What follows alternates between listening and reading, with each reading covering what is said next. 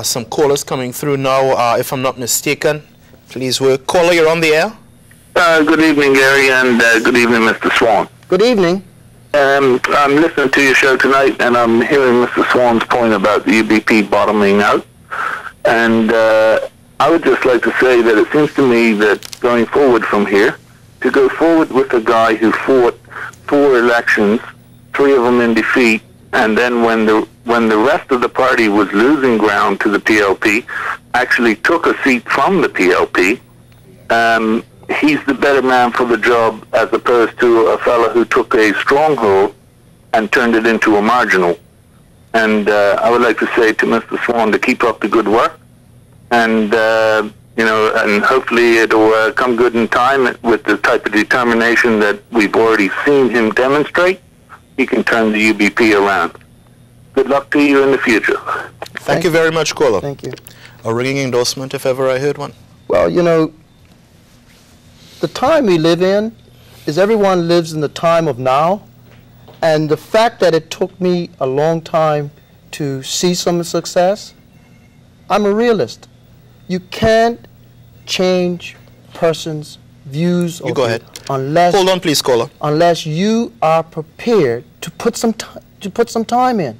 And let me get to the crux of some of the problem that is out there. Is that when you look at the perceptions and the polls, race has a lot to do with what we're talking about. And one of the things that I'm encouraging us as a party to do is get in the community, get to know people, get to appreciate what it matters to persons. Stop thinking that you can't be a successful politician behind a flat screen or in a boardroom. If you want to represent people, you've got to get to know people. You've got to get to know them on their levels, all levels. And one of the things that, and I appreciate, what the caller has had to say, but the one thing that we've got to do in a party that's as diverse as ours, and the vision that we're putting forward of one Bermuda, and I was flattered and appreciative that the Premier thought it not robbery to include it in a major speech that he made to national TV. But it speaks to persistence. I'm a persistent type of guy, and you've got to have stick-to-itness. Let's take this other caller. Caller, you're on the air. Good afternoon, Mr. Marino and Honorable Mr. Kim Swan. Good evening. Mr. Swan, I really admire you as a politician. I've followed your career right from get-go when you ran for the UBP unsuccessfully. You hung in there, and I think the St. George's people are very honored and very lucky to have you as their representative. I've seen your party go through many changes. I've seen people defect. I've seen people who appear to, at one time, having been leader, been voted out as leader, go to the other side. I've seen disloyalty, and it's really upsetting to me as a UBP supporter to see this. My question to you is this. Is in the event that there would be a challenge to your leadership, say, for example, from Mr. John Barrett or Mr. Bob Richards, would you, if you were to lose a leadership challenge, would you remain loyal? So I'm going to have to ask you to wrap it up, please. Would you remain loyal to the UBP and continue to represent the constituency in St. George? The answer to that question is absolutely yes. I will continue to work. I'm a long haul. I'm in it for the long haul, and I'm going to do the best job that I can. This is the democracy, and in the same spirit that it took me several elections to get elected, I will do the same thing in service at this time.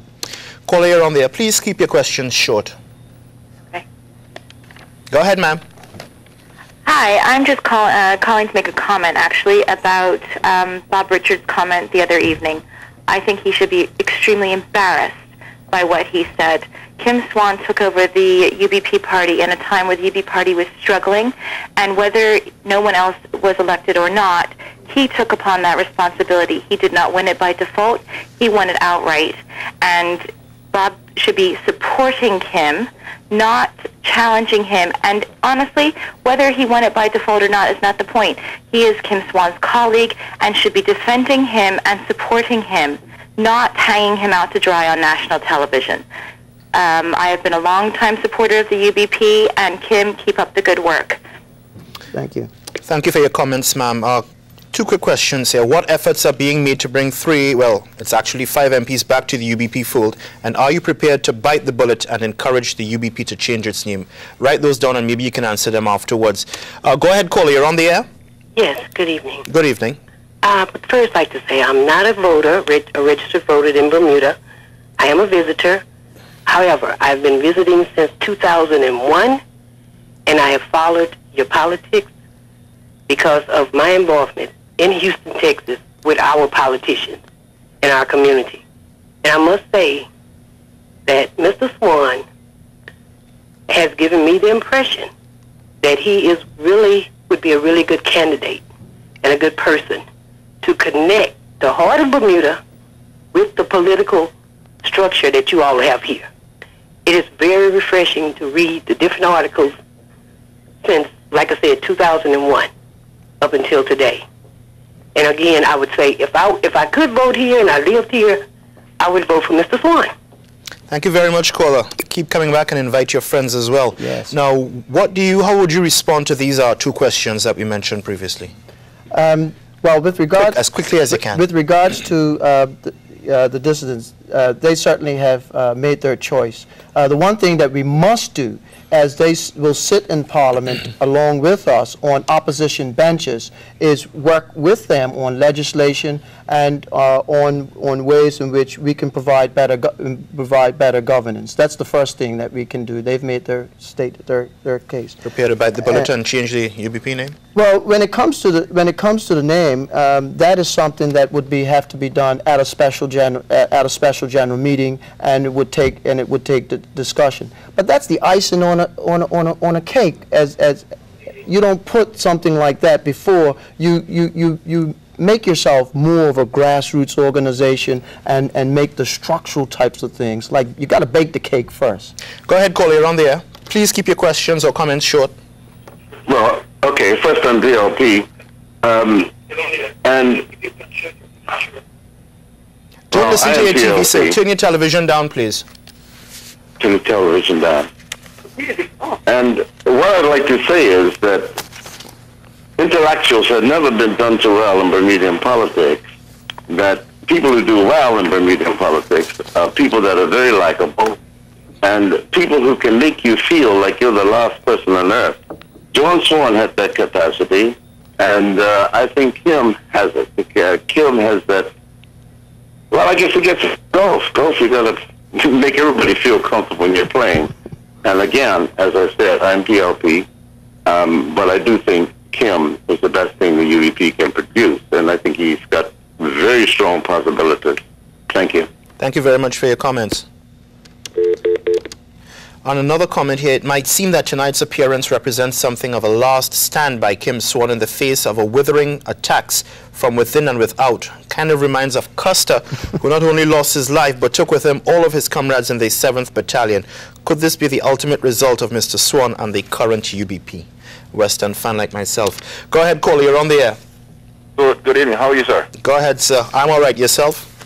Very well. Unfortunately, I'm not able to see you. It's a long-distance call.